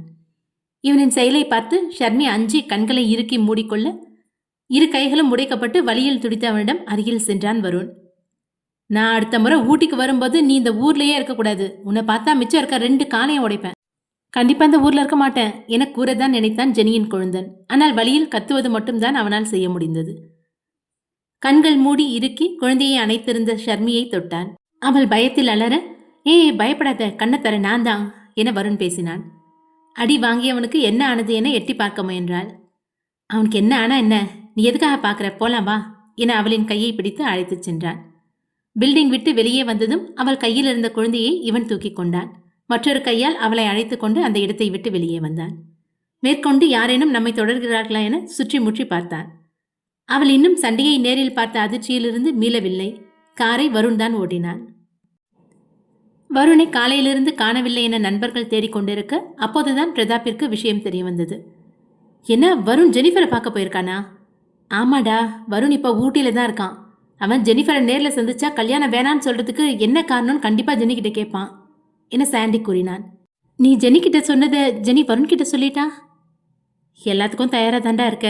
இதை பத்தி நாம அப்புறம் பேசிக்கலாம். பாஸை மீட் பண்ணோன்னு சொல்லியிருந்தேன். அவர் வந்துட்டாரு. வருண் திரும்பி வர்றதுக்குள்ள அவரை பார்த்துட்டு வந்துடலாம். பிரதாப்பும் அவனின் நண்பர்களும் அவர்களின் பாஸை சந்திக்க சென்றனர். ஒரு ஹோட்டலில் தனி அறையில் 4 சந்தித்தனர். என்ன பிரதாப், நாளைக்கு மீட் பண்ணலான்னு சொன்ன, உடனே மீட் பண்ணோன்னு வர சொல்லியிருக்க, என்ன விஷயம்? பிரதாப் தன் மொபைலில் இருந்த புகைப்படங்களை காண்பித்தான். அதில் பவித்ரா தூக்கி எறிந்த இறந்த பெண்களின் புகைப்படங்கள் இருந்தது. அதை பார்த்ததும் அவனது பாஸிற்கு ஷாக்காகத்தான் இருந்தது.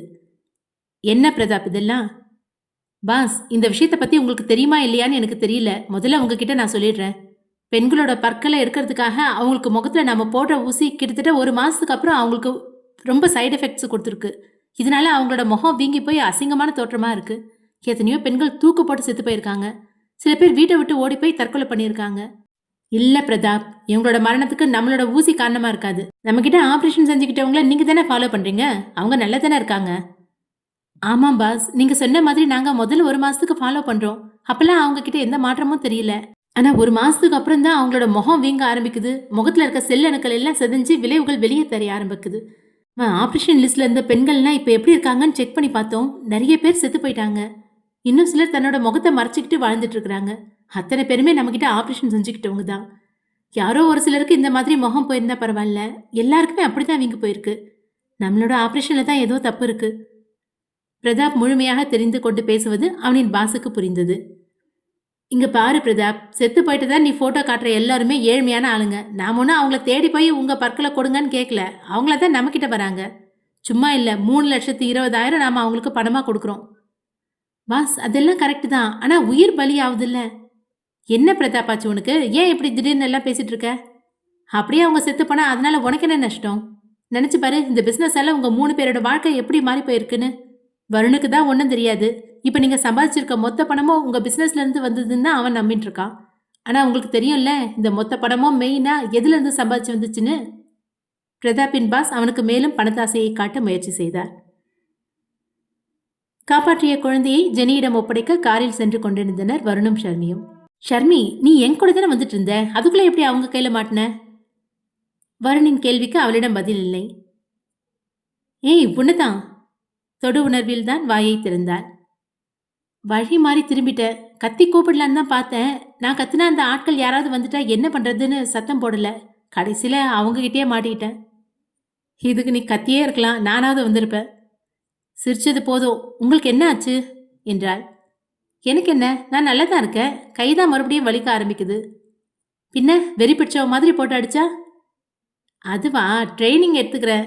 எதிர்காலத்தில் நான் தேடுறவன் கையில் கிடைச்சா போட்டு தள்ள வசதியாக இருக்கும். என்ன கொலை பண்ண போறீங்களா? யார? என் பவித்ரா மரணத்துக்கு காரணமான யாரையும் விட மாட்டேன். கூடிய சீக்கிரம் என் கையில் மாட்டுவானுங்க. என்ன இவரு எனக்காக கொலை பண்ற அளவுக்கு யோசிக்கிறாரு? என் மேல அவ்வளோ காதலா? நான் வந்ததே பவித்ராவோட மரணத்தையும் அதுல தண்டிக்கப்பட வேண்டியவங்கள கண்டுபிடிக்க தான். நீங்க ஏன் கொலை செய்யற அளவுக்கு போகணும்? விலகிடலாம்ல. அவளுக்கு பதிலளித்தான் வருண். ஒரு அழகான உன் மனசுக்கு பிடிச்ச பையனை நீ இப்ப லவ் பண்றேன்னு வச்சுக்கோ. லவ்வா? நானா? சும்மா வச்சுக்குவேன். சரி, உங்களோட கல்யாணத்துக்கு பெத்தவங்க கிட்ட இருந்து சம்மதமும் கிடைச்சாச்சு. ஆனா நிச்சயதார்த்த அன்னைக்கு நீங்க 2 பேரும் பிரியிற நிலைமை வந்துருச்சு. அவன் இதை கூறியதும் சில மாதங்களுக்கு முன் நடந்த அவர்களின் நிச்சயதார்த்தம் தான் ஞாபகத்திற்கு வந்தது. நிச்சயதார்த்தம் அந்த வீடியோவினால் தான் நின்றது. கல்யாணம் நின்னது மட்டும் இல்லாம குறுகிய காலத்திலேயே உன்னோட காதலனை இனிமே நீ பார்க்க முடியாத மாதிரி ஆயிடுச்சு. அதுக்கு காரணம் யாருன்னு தெரிஞ்சும் உன்னால சும்மா இருக்க முடியுமா? அது எப்படி முடியும்? எனக்கு வேண்டியவங்க மேல கையை வச்சா சும்மா விட்டுருவேனா? பாத்தியா பாத்தியா, நான் காதலே பண்ண மாட்டேன்னு இப்பதானே சொன்னேன். ஆனா உனக்கே கோவம் வருது. உனக்கு வேண்டியவங்க மேல கை வச்சா நீ சும்மா விட மாட்டேன்னு சொல்ற. அப்படி இருக்கும்போது நான் மட்டும் மற்றவங்க மேல பாரத்தை போட்டுட்டு நிம்மதியா இருக்க முடியுமா? அவன் விளக்கம் அளித்து முடித்தான். ஜெனிக்கு ஃபோன் போட்டு பையனோட வந்துட்டு இருக்கோன்னு சொல்லு, பதட்டத்தில் இருப்பா. என்கிட்ட ஜெனியோட நம்பர் இல்லையே என்றாள். என் ஃபோன்ல இருந்து கூப்பிடு என அவனே மொபைலை நீட்டினான். ஆன் செய்ததும் ஓப்பன் ஆகியது. உங்கள் ஃபோனில் பாஸ்வேர்ட்லாம் வைக்க மாட்டீங்களா? நமக்கு பிடிச்சவங்க என்னெல்லாம் செய்கிறாங்களோ அது மாதிரி நாமளும் செய்வோம்ல, அப்படிதான் இதுவும். பவித்ரா அவளோட ஃபோனில் பாஸ்வேர்ட் போட மாட்டா. அவன் ஞாபகமாக நானும் அதை ஃபாலோ பண்ணுறேன். கடவுளே, என்ன இந்த வருண் என் மேலே இப்படி பைத்தியமாக இருக்கான்? இப்படி ஒரு காதல் வர அளவுக்கு நான் அவங்ககிட்ட நடந்துக்கிட்டதே இல்லையே. சண்டை தானே போட்டிருக்கேன். எவ்வளவு நேரம் என்னையே பார்த்துட்டு இருப்ப? சீக்கிரம் ஃபோன் போட்டு சொல்லு. ஃபோன் டிஸ்பிளேவில் அவனது நண்பர்கள் எடுத்துக்கொண்ட புகைப்படம் வால்பேப்பராக வைத்திருந்தான். என்ன பார்க்குற? அந்த ஃபோட்டோ போன வருஷம் சாண்டியோட பர்த்டேக்கு எடுத்தது. அவன் எப்போவும் பர்த்டே அப்போ எங்கள் கூட தான் இருப்பான். அவனோட அப்பா அம்மாவை கூட பார்க்க போக மாட்டான். அவங்க தான் இங்கே வருவாங்க. வருணின் பேச்சை காதில் கேட்டுக்கொண்டே ஜெனிக்கு அழைத்தான். Hello Jenny. சொல்லுங்க ஷர்மி, பையன் எங்கே இருக்கான்னு தெரிஞ்சுதா? என்ன இப்படி கேட்டுட்டீங்க? நம்ம ஹீரோ உங்களுக்காக சண்டை போட்டு பையனை கையோட கூட்டிட்டு வராரு. ஜெனியின் முகத்தில் புன்னகை மலர்ந்தது. பார்த்து வாங்க என பேசி ஃபோனை வைத்தாள் ஜெனி. நீ என்னையா ஹீரோன்னு சொன்ன? ஆமா. சண்டை போட்டதுனாலயா? குடிகாரன் கூட தான் குடிச்சா சண்டை போடுவான், அதுக்காக அவன் ஹீரோவா என்றாள். வருணை இனிமையாக பார்த்தாள். உணவில் மட்டும்தான் சுவை உண்டா? குணத்தை நல்லவன் கெட்டவன் என ஒரு வார்த்தையில் வர்ணிக்கலாகாது. இவன் இனிமையானவன். ஏய், என்ன கனவு காண ஆரம்பிச்சிட்டியா? மெய் மறந்து என்னம்மா யோசிக்கிற என அவன் சத்தமாக பேச இவன் சுவையிலிருந்து வெளிவந்தாள். எதை வச்சு நான் ஹீரோன்னு சொன்னேன்? அந்த பில்டிங்குள்ளே வந்ததும் அவங்கள அடிச்சிருக்கலாம். ஆனால் பொறுமையாக என்ன நடக்குதுன்னு கவனிச்சிங்க. அப்போ நான் உள்ளே வரும்போதே என்னை பார்த்துட்டியா நீ? அதையும் பார்த்தேன். என் மேலே கை வச்ச சும்மா விட மாட்டேன்னு எனக்காக தைரியமாக வெளியே வந்ததையும் பார்த்தேன். அந்த இன்ஸ்பெக்டர் இருந்து துப்பாக்கியை சுட்டதையும் பார்த்தேன். அதற்குள் ரெஸ்டாரண்ட் வந்துவிட ரெஸ்டாரண்ட் வாசலில் காரை நிறுத்தினான் வருண். கார் நின்றதும் கண் விழித்தான் குழந்தை. தன் வீட்டு இடத்தை கண்டதும் குழந்தை காரின் கதவை திறக்க முயன்றான். இரு, நான் திறந்து விடுறேன். ஷர்மி காரின் கதவை திறக்க அந்நேரம் ஜெனியும் அங்கு ஓடி வந்து தன் மகனை அன்பாக கட்டிக்கொண்டாள். கடவுளிடம் எத்தனை முறை வேண்டிக் கொண்டாள். அவனிடம் கொடுப்பதற்கு பணம் இல்லையே, எங்கிருந்து என் பையனை அழைத்து வர என வருந்தி கொண்டிருந்தாள். ரெஸ்டாரண்டில் வேலை செய்பவர்களும் குழந்தை திரும்பி வந்ததைக் கண்டு ஆனந்தம் கொண்டனர். குழந்தையுடன் ஜெனி ரெஸ்டாரண்டின் உள்ளே நுழைய அப்போதுதான் அவர்களை உள்ளே அழைக்கவில்லையே என நினைவு வந்து திரும்பி பார்த்தாள். ஜெனி அழைத்தால் பரவாயில்லை என வருணும் ஷர்மியும் காரின் அருகிலேயே நின்று கொண்டிருந்தனர். உள்ள வாங்க. அவள் உள்ளே வருமாறு அழைத்ததும் வருணிற்கு ஏனோ சந்தோஷமாக இருந்தது. முகத்தில் அப்பட்டமாக புன்னகையை காட்டினான்.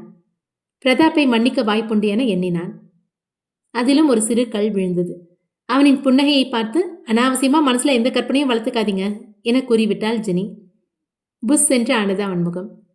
ஷர்மி மௌனமாக சிரிக்க, சிரிக்காத, ஜெனி இல்லாம இந்த ஊரை விட்டு போக போறதில்லை நாம. என்ன? உள்ளே நுழைந்ததும் குழந்தை வெகு நேரமாக உணவு உண்ணாமல் இருந்ததால் அவனுக்கு உணவை ஊட்டினர் வேலையாட்கள். வருணும் ஷர்மியும் அமர்ந்திருக்க அவர்களின் அருகே சென்றாள் ஜெனி. இருட்டிடுச்சு, இந்த நேரத்தில் உங்களால ஊட்டி மலையில இருந்து கீழே இறங்க முடியாது. இந்த நேரத்தில் டிரைவிங் பண்றது சேஃப்டியும் இல்லை. நாளைக்கு காலையில போகலாம் என ஜெனி கூறினாள். நம்ம 3 பேரும் நாளைக்கு காலையில போறது தான் சேஃப்டினா கண்டிப்பா நாளைக்கு போய்க்கலாம் என வருண் கூறினான். இங்க பாருங்க வருண், என் பையனை காப்பாத்தி கொடுத்துருக்கீங்க. அதுக்காக உங்களுக்கு நான் நன்றியா இருப்பேன். எந்த வகையில நீங்க உதவி கேட்டாலும் நான் அதை முடிச்சு கொடுப்பேன். என்னால முடிஞ்சதை செய்யறேன். ஆனா உங்க ஃப்ரெண்டோட வாழ்க்கையில என்னால வர முடியாது. இங்க பாரு ஜெனி, உங்களுக்குள்ள அப்படி என்ன சண்டை நடந்துச்சு? கேட்டா அவனும் எதுவும் சொல்ல மாட்டேங்கிறான். நீங்க 2 பேரும் மறந்துட்டீங்களா? உங்க 2 பேருக்கும் நிச்சயதார்த்தம் முடிஞ்சிருச்சு, கல்யாண தேதியும் குறிச்சாச்சு. இதெல்லாம் ஞாபகம் வச்சுக்க வேண்டியது நான் இல்ல, உங்க ஃப்ரெண்டு தான். என்ன நடந்துச்சுன்னு சொல்லு ஜெனி. வருண் கேட்க ஜெனி அவனுக்கு விவரத்தை கூறினாள். அன்று பிரதாப்பின் காரில் ஊட்டி வந்து இறங்கினாள் ஜெனி. குழந்தையை கையில் தூக்கியபடி நின்றிருந்தான் பிரதாப். உள்ள வாங்க பிரதாப். இல்ல ஜெனி, நான் வரல. உன்னை விட்டுட்டு போவதான் வந்தேன். அது தெரியும் பிரதாப், அதுக்காக அப்படியே வா கிளம்புவீங்க? ஜெனி பேசிக் கொண்டிருக்க அப்போது ரெஸ்டாரண்டில் வேலை செய்யும் ஆட்கள் வந்தனர். வாங்க சார், எங்களுக்கெல்லாம் ரொம்ப சந்தோஷம். மேடம் சொன்னாங்க நிச்சயதார்த்தம் முடிஞ்சிருச்சுன்னு. எங்களால் நேரில் பார்க்க முடியலன்னு வருத்தமா போச்சு. பிரதாப் பொய்யான புன்னகையில் அவர்களை எதிர்கொண்டான். அதுக்கு என்ன, கல்யாணத்துக்கு முன்னாடியே உங்க எல்லாரையும் நான் அங்கே கூட்டிட்டு போறேன் என ஜெனி வாக்களித்தாள். உள்ள வாங்க சார், கொஞ்சம் அர்ஜென்டான வேலை இருக்கு, உடனே திரும்பி போகணும். உங்க 2 பேரையும் டிராப் பண்ண தான் வந்தேன். அப்படியா, சரி நீங்க பேசிட்டு இருங்க என குழந்தையை வாங்கி கொண்டு வேலையாட்கள் உள்ளே சென்றனர். பிரதாப் உள்ளே வர மறுத்து மீண்டும் அதையே கூறுவது ஜெனிக்கு உறுத்தலாக இருந்தது. என்னாச்சு பிரதாப், ஏன் உள்ள வரமாட்டேங்கிறீங்க? பிரதாப்பால் அவளின் முகத்தை பார்த்து பேச முடியவில்லை. ஜெனி, இந்த கல்யாணம் நடக்காது. என்ன, கல்யாணம் நடக்காதா? என்னாச்சு பிரதாப், ஏன் இப்படி சொல்றீங்க? 2 வினாடி கழித்து அவளை மீண்டும் பேசினாள். சாண்டிக்கு இப்படி ஆனதும் அம்மா ஏதாவது அபசகனமா நினைக்கிறாங்களா? தான் செய்யும் தவறுக்கு தன் தாயின் மீது ஏன் பழியை போட வேண்டும் என அதற்கு மறுப்பு கூறினான். இல்ல அம்மா எதுவும் சொல்லல. எனக்கு தான் கல்யாணத்துல விருப்பம் இல்ல. நீங்க தானே என்ன காதலிக்கிறேன்னு சொன்னீங்க. அத்தனை பேர் முன்னாடி ஒப்புக்கொள்ள சொல்லி கேட்டீங்க. விளையாடாதீங்க பிரதாப். நீங்க பேசுறது கேட்கும்போது எனக்கு எவ்வளவு மனசு கஷ்டமா இருக்கு தெரியுமா? நான் விளையாடல ஜெனி, உண்மைதான் சொல்றேன். எனக்கு இந்த கல்யாணத்துல விருப்பம் இல்ல, கல்யாணம் நடக்காது. அவன் சுயநினைவோடு தான் பதில் கூறுகிறான். ஆனால் ஏன் இப்படி கூறுகிறான் என ஜெனிக்கு யோசனையாக இருந்தது. ஏன் திடீர்னு கல்யாணம் வேணான்னு சொல்றீங்க? என்னாச்சு? என் மேல அந்த காதல் எப்படி திடீர்னு இல்லாம போயிடும்? எனக்கு உன் மேல காதலே இல்லை. கல்லூரி காலத்துல இருந்து உன் மேல எனக்கு ஒரு விருப்பம் இருக்கு. உன் கணவன் இப்போ உன் கூட இல்லைன்னதும் ஏதோ ஒரு ஆசையில உன் பின்னாடி வந்துட்டேன். ஒரு கார் வாங்குறதா இருந்தா கூட 2-3 ஷோரூம் போய் விசாரிச்சு புதுசா தான் வாங்குவேன். அப்படி இருக்கும்போது என்னோட லைஃப் இது. கல்யாணத்தை பத்தி நான் நல்லா யோசிக்கணும். ஏற்கனவே கல்யாணம் ஆகி கணவனை இழந்து ஒரு குழந்தைக்கு தாயா இருக்க உன்னை ஏத்துக்க முழு மனசு வரல. அவன் வார்த்தைகளை கேட்கும்போது இவளுக்கு கோபமாக வந்தது. நானும் அவங்கள தேடி வந்தேன். நீங்க தானே என் பின்னாடி வந்து என்ன கல்யாணம் பண்ணிக்கிறியான்னு கேட்டீங்க. பிரதாப் முயன்று வராத கோபத்தை வரவழைத்து பேசினான். ஆமாண்டி, நான் தான் உன் பின்னாடி வந்தேன். அதான் புத்தி இல்லாம வந்துட்டேன்னு சொல்றேன்ல. போ, உள்ள இருக்க உன்னோட ஆளுங்கிட்ட சொல்லு இந்த கல்யாணம் நடக்காதுன்னு. அவனின் பேச்சில் கோபம் ஏறி ஜெனி பிரதாப்பின் கன்னத்தில் அறைந்தாள். வருத்தம் தாங்க முடியாமல் கண்களில் நீர் கொட்டியது அவளுக்கு. வாழ்க்கையில் மீண்டும் ஒரு ஆனந்தம் கிடைக்க வழி உள்ளது என எவ்வளவு எதிர்பார்ப்புடன் இந்த 2ஆம் மனத்திற்கு சம்மதித்தாள். ஜெனி பிரதாப்பின் கன்னத்தில் அறைந்ததை ரெஸ்டாரண்டின் உள்ளே நின்றிருந்த அவளின் வேலையாட்கள் கவனித்தனர். என்ன இது, ஜெனி பிரதாப் சார கன்னத்தில் அடிக்கிறாங்க, ஏதோ பிரச்சனை போல. ஜெனி கோபத்துடன் அழுது கொண்டே உள்ளே வந்து அமர்ந்தாள். அவளிடம் அறை வாங்கியது பெரிதாக ஒன்றும் வருத்தமில்லை. அவளுக்கு தன் மீது வெறுப்பை வரவழைப்பதற்காக இப்படி ஒரு காரணத்தை கூறிவிட்டோமே எனதான் வருத்தமாக இருந்தது. இனிமேல் அவளின் வாழ்க்கையில் எல்லா கட்டத்திலும் துணை நின்று கணவனாக வாழ வேண்டும் என ஆசை கொண்டிருந்தான். அவற்றை உடைக்க எவனுக்கு மட்டும் விருப்பமா என்ன? I am sorry Jenny. நான் பேசின வார்த்தை எல்லாம் உனக்கு எவ்வளோ கஷ்டமா இருக்கும்னு புரியுது. ஆனா நான் ஜெயிலுக்கு போக போறவன். எல்லாம் தெரிஞ்சிருந்தோ உன்னை கல்யாணம் பண்ணிக்கிட்டா அது சுயநலமா போயிடும். ஜெனி அழுது கொண்டிருக்க அவளிடம் விவரத்தை கேட்டு தெரிந்து சமாதானம் கூறிக்கொண்டிருந்தனர் அவளுடன் இருப்பவர்கள். தன் தாய் அழுவதை கண்ட பையன் பிரதாப்பை திரும்பி பார்த்தான். அவனும் அழுது கொண்டுதான் இருந்தான். குழந்தை நடந்து பிரதாப்பின் அருகே சென்றான். பையன் மட்டும் தன்னை நோக்கி தனியே வருவதை பார்த்த பிரதாப் குழந்தையின் உயரத்திற்கு இணையாக குனிந்து மண்டியிட்டான். சிவந்திருந்த அவன் கண்களிலிருந்து வரும் நீரை துடைத்து விட்டான் குழந்தை. பிஞ்சு விரல்கள் கன்னத்தை தொட்டதும் புது உணர்வாக தெரிந்தது. தன் தாயிடம் இவன் என்ன பேசினான் என தெரியாது. ஆனால் இவனின் அழுகை கூட அந்த குழந்தைக்கு வருத்தமாக தான் இருந்திருக்கிறது. எப்பவும் அம்மா கூடவே இருக்கணும், சரியா? குழந்தை தலையசைத்து ஏற்றுக்கொண்டான். குழந்தையை உள்ளே அனுப்பிவிட்டு அங்கிருந்து கிளம்பினான். செல்லும் வழியிலும் அவனின் உள்ளம் ஜெனி படும் வேதனையை எண்ணி அவன் மீது கோபத்தில் இருந்தது. பிரதாப் தன்னிடம் எந்த காரணத்தை கூறி திருமணத்தை மறுத்தானோ அவை அனைத்தையும் அழுது கொண்டே வருணிடம் கூறி முடித்தாள் ஜெனி. பிரதாப் ஜெனியிடம் கூறிய காரணங்களை கேட்டு வருணுக்கும் ஷர்மிக்கும் அதிர்ச்சியாக இருந்தது. உண்மையில் பிரதாப் இதைத்தான் உன்னிடம் கூறினானா என அவளிடம் கேட்டனர். பிரதாப் இந்த மாதிரி பேசுவார்னு நான் நினைச்சு கூட பார்க்கல. எனக்கு நல்லா தெரியும், அவர் கண்டிப்பா இந்த மாதிரி யோசிக்கிற ஆள் கிடையாது. ஆனா அவர் பேசின வார்த்தை எல்லாம் என்னால மறக்க முடியாது. இதுக்கு மேல அவர் முகத்தை நான் பார்த்தாலும் எனக்கு அவர் பேசின வார்த்தைகள் தான் ஞாபகத்துக்கு வரும். போதும், இதுக்கு மேல அவரோட வாழ்க்கையில நான் வர விரும்பல. என்னோட வாழ்க்கையிலையும் யாரும் வர வேணாம். எனக்கு என் பையன் மட்டும் போதும். இங்க பாரு ஜெனி, ஒரு பொண்ணும் குழந்தையும் தனியா வாழறது இப்ப இருக்க உலகத்துல ரொம்ப சாதாரண விஷயம் கிடையாது. எனக்கு தெரிஞ்சதுனால தான் உன் பையனை என்னால காப்பாற்ற முடிஞ்சது. ஒருவேளை நானும் இல்லைன்னா உன் நிலைமை? எப்படி பார்த்தாலும் உன் பையன் கடத்தப்பட்டதுக்கு பிரதாப் கூட கல்யாணம் நின்று போனது தான் காரணம். ஒருவேளை பிரதாப் உன் வாழ்க்கையில வராம இருந்தாலும் இதுக்கப்புறம் இன்னும் எத்தனை ஆம்பளைங்க உன்னை தொந்தரவு பண்ண வருவாங்க. ஒரு பொண்ணு தனியா வாழவே முடியாதுன்னு சொல்ல வரல. அதுல நிறைய பிரச்சனைகள் இருக்கும். நீ எதுக்காக அப்படி கஷ்டப்படணும்? தயவு செஞ்சு உன்னோட பையனுக்காக நீ கொஞ்சம் யோசி. மற்ற குழந்தைங்களுக்கு கிடைக்கிற அதே சந்தோஷம் அவனுக்கும் கிடைக்க வேணாமா? வாயை திறந்து தன்னோட அம்மாவை அம்மானை அழைக்கணும்னு அவனுக்கும் விருப்பம் இருக்கும்ல. நல்ல திறமையான டாக்டர் கிட்ட அவனை காட்டி பேச வைக்கிறது என்னோட பொறுப்பு. மற்ற குழந்தைகள் எவ்வளோ சந்தோஷமா அப்பா அம்மானு கூட விளையாடுறதை பார்த்துருப்பான். அதே மாதிரி அவனுக்கு விளையாட தோணும்ல. என்னதான் அம்மானு ஒரு உறவு கூட இருந்தாலும் அப்பாங்கிற உறவு கூட இருக்கிறது பசங்களுக்கு தனி தைரியத்தை கொடுக்கும். எனக்கு நல்லா தெரியும், பிரதாப் அந்த மாதிரி பேசிட்டான்னு நினைச்சு நீ வருத்தப்பட்டியே தவிர உனக்கு பிரதாப் மேல வெறுப்பெல்லாம் கிடையாது. இந்த மாதிரி வார்த்தைகளை பிரதாப் உன்கிட்ட சொன்னதை நினைச்சா எனக்கே வெக்கமா தான் இருக்கு. போதும் வருண், என் பையனுக்காகவும் எனக்காகவும் யோசிச்சு தான் பிரதாப் கூட கல்யாணத்துக்கு சம்மதிச்சேன். கல்யாணத்துக்கு அப்புறம் அவர் என்கிட்ட இந்த மாதிரி பேசியிருந்தா நான் என்ன பண்றது? நீ ஒன்றும் தனியா இல்லை ஜெனி. எங்க வீட்டுக்கு வந்துட்டா உனக்கு 3 அண்ணன்க இருக்கிறதுக்கு சமம். உனக்கு ஒண்ணுன்னா நாங்க விட்டுருவோமா? உன்னை பார்த்து அப்படி பேசினதுக்கு நான் உன்னை சும்மா விட போறதில்ல. கல்யாணத்துக்கு அப்புறம் மட்டும் உங்ககிட்ட தப்பா பேச விட்டுருவேனா? ஷர்மியை பார்த்து பேசுமாறு கஞ்சாடை காட்டினான். இந்த திருமணம் நடக்காது இருப்பதுதான் நல்லது. பிரதாப் ஜெயிலுக்கு செல்ல வேண்டும் என அவளுக்கு தெரியும். ஆனால் இப்போது இருக்கும் சமயத்தில் வருண் பேசியாக வேண்டும் என தள்ளுகிறானே. உண்மையில் ஜெனிக்கும் அவளின் குழந்தைக்கும் ஒரு ஆதரவு தேவைதான். மழலையின் முகத்தை பார்த்தாள். கடத்தப்பட்ட இடத்தில் எப்படி ஒதுங்கி படுத்திருந்தான் என்பது நினைவுக்கு வந்தது. இவர்களின் பாதுகாப்பிற்காகவாவது இந்த திருமணம் தேவைதான். சரவணனிடம் பேசி பிரதாப் மற்றும் அவர்களின் நண்பர்களுக்கான தண்டனையை குறைக்க ஏதேனும் வழி உண்டா என விவாதிக்கலாம் என முடிவெடுத்தாள். இங்க பாருங்க ஜெனி, நீங்க என்னதான் மறுத்து பேசினாலும் பிரதாப் மறுபடியும் வந்து மன்னிப்பு கேட்டு கூட்டிட்டு போக மாட்டாருன்னு நீங்க ஏங்குறீங்க தானே? இப்ப கூட நீங்களா ஒன்றும் அந்த வீட்டுக்கு வரல, நாங்க தான் உங்களை வந்து கூப்பிடுறோம். கல்யாணத்துக்குள்ள பிரதாப்பே வந்து உங்ககிட்ட மன்னிப்பு கேட்பார் பாருங்க. கண்டிப்பா அது நடக்கும். ஷர்மி பேசுவதை கேட்ட பின் ஜெனிக்கு சிறு நம்பிக்கை வந்தது. உண்மையில் பிரதாப்பை வெறுக்கவில்லைதான். அதற்காக தன்மானத்தை விட்டு வாழ முடியாதே. உன்னையும் பையனையும் சந்தோஷமா மரியாதையா வாழ வைக்கிறது என்னோட பொறுப்பு என வருண் வாக்களித்தான். உங்க ஃப்ரெண்டு மறுபடியும் என்னை பார்க்க வரமாட்டாரான்னு நான் ஏங்கிறது உண்மைதான். எந்த இடத்துல என்னை இறக்கி விட்டு நான் வேணான்னு சொன்னாரோ அதே இடத்துக்கு வந்து என்கிட்ட பேசி கூட்டிட்டு போகட்டும். அது வரைக்கும் நானா அவர் முகத்துல முழிக்கிறதா இல்லை, தெளிவாக கூறிவிட்டாள். ஒரு வழியாக பேசி முடிந்தாயிற்று. வருணும் ஷர்மியும் ஹாலில் அமர்ந்து பேசிக் கொண்டிருந்தனர். வருண் தன் வலது கையை தனக்குத்தானே அமுக்கி விட்டு கொண்டிருந்தான். நினைச்ச எங்கடா இன்னும் உங்க கை வலி எடுக்கலையேன்னு. இந்த முறை நீங்க டாக்டர்கிட்ட போகும்போது டாக்டர் உங்களை ஹாஸ்பிட்டலில் விட்டு அனுப்ப போறதே கிடையாது பாருங்க. அச்சு ஷர்மி, அப்படி மட்டும் சொல்லாத. எனக்கு அந்த ஹாஸ்பிட்டல் வாசனையே ஒத்துக்காது. அங்க இருக்கிறதுக்கு நான் வீட்டிலேயே வந்து படுத்துக்குவேன். என்னாச்சு வருண், உங்களுக்கு கை வலிக்குதா? ஆமாஞ்சனி, அங்க ஆளுங்க கூட சண்டை போடும்போது கையில போட்டிருந்த பெல்ட்டை கழட்டினாரு. அது மட்டும் இல்லாம அந்த கையை வச்சுதான் எல்லாரையும் அடிச்சாரு. கண்டிப்பா ரொம்ப வலியா இருக்கும். இப்பதான் கொஞ்சம் கொஞ்சமா சரியாயிட்டு இருந்துச்சு, அதுக்குள்ள இப்படி வலி அதிகமாயிடுச்சு. தனக்கு உதவி செய்ததால் தான் இவர் வேதனையை அனுபவிக்கிறார் என ஜெனிக்கு வருத்தமாக இருந்தது. சரி, சாப்பாடு ரெடி ஆயிடுச்சு, நீங்க 2 பேரும் சாப்பிட வாங்க. சாப்பிட்டு முடிச்சதும் நான் ஒரு தைலம் தரேன், அதை கைக்கு தேய்ச்சிக்கிட்டா கண்டிப்பா சீக்கிரமா குணமாயிடும். கை வலிக்க மருந்து தருகிறேன் என கூறியதும் வருணிற்கு அதை கேட்கவே இன்பமாக இருந்தது. வருண் ஊரிலிருந்து திரும்பி வருவதற்குள் தங்களின் பாஸை சந்தித்து பேச வேண்டும் என பிரதாப்பும் அவனின் நண்பர்களும் சென்றிருந்தனர். இங்க பாரு பிரதாப், இந்த மாதிரி ஒன்றும் இல்லாத ஆளுங்க மேலெல்லாம் இறக்கம் காட்டினா நாம வாழ்க்கையில முன்னேற முடியாது. நினைச்சு பாரு, நீ இப்ப வாழற வாழ்க்கை உனக்கு சாதாரணமா கிடைக்கல. எத்தனை பேரை சமாளிச்சு நம்ம முன்னாடி வந்திருக்கோம். என்னால அவ்வளோ சாதாரணமா எடுத்துக்க முடியல பாஸ்.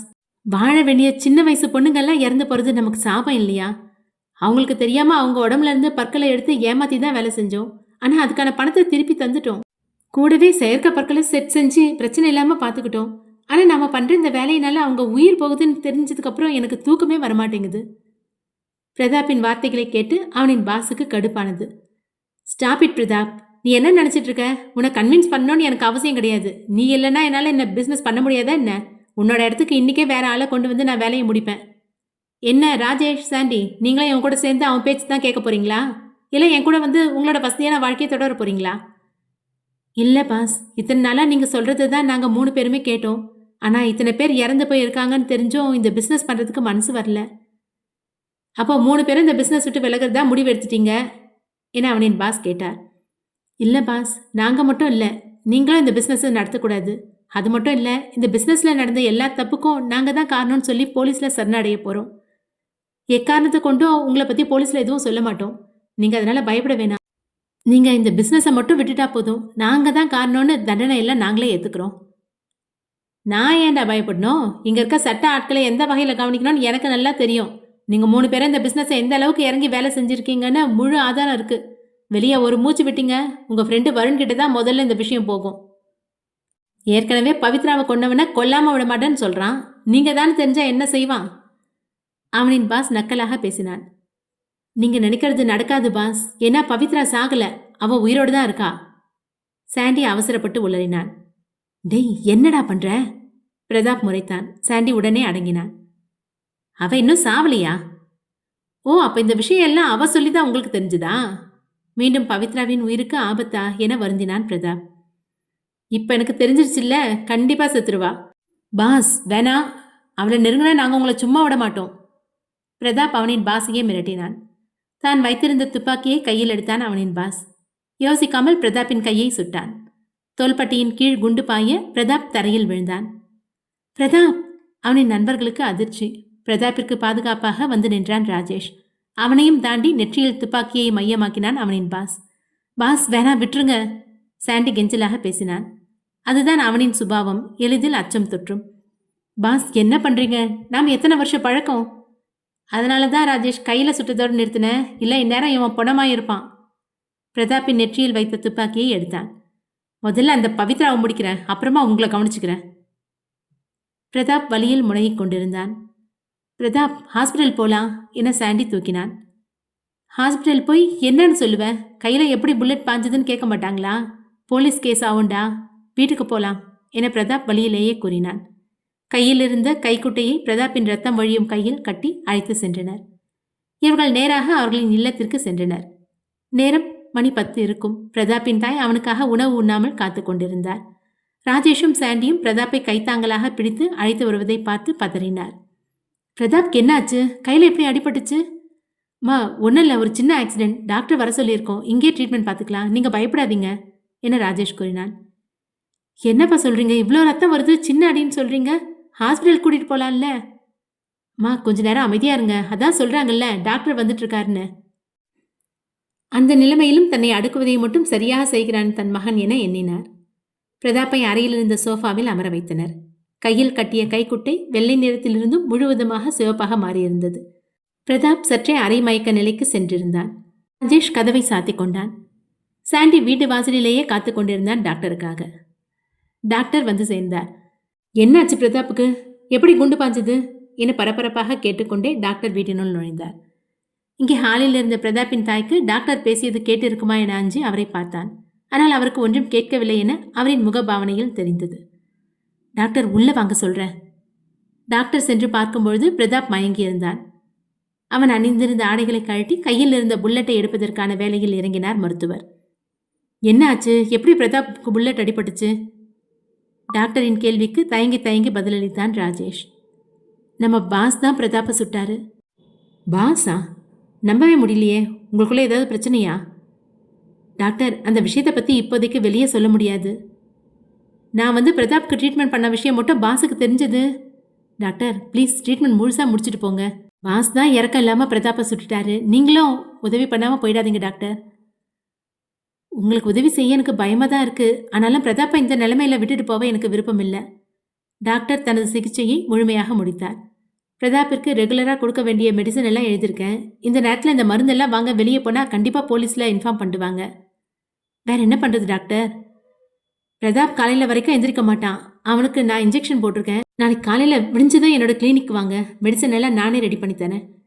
காலையில நீங்க வரும்போது நான் கிளினிக்ல இல்லைன்னா இந்த பிரிஸ்கிரிப்ஷனை காட்டி என்னோட ஃபார்மசில மருந்து வாங்கிக்கோங்க.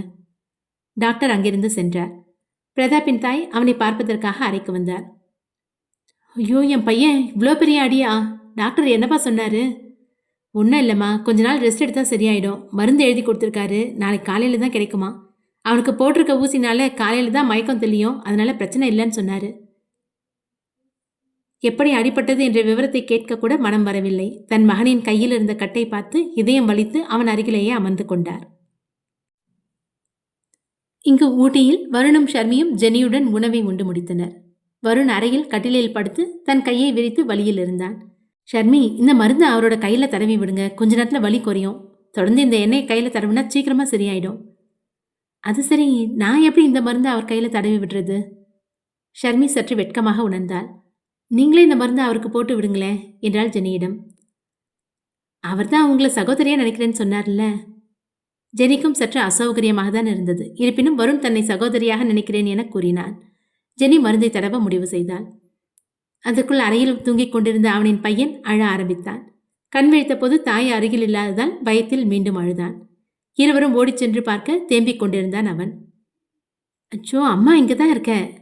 குழந்தையை ஆதரவாக கட்டி அணைத்து அருகில் படுத்து உறங்க வைத்தாள்.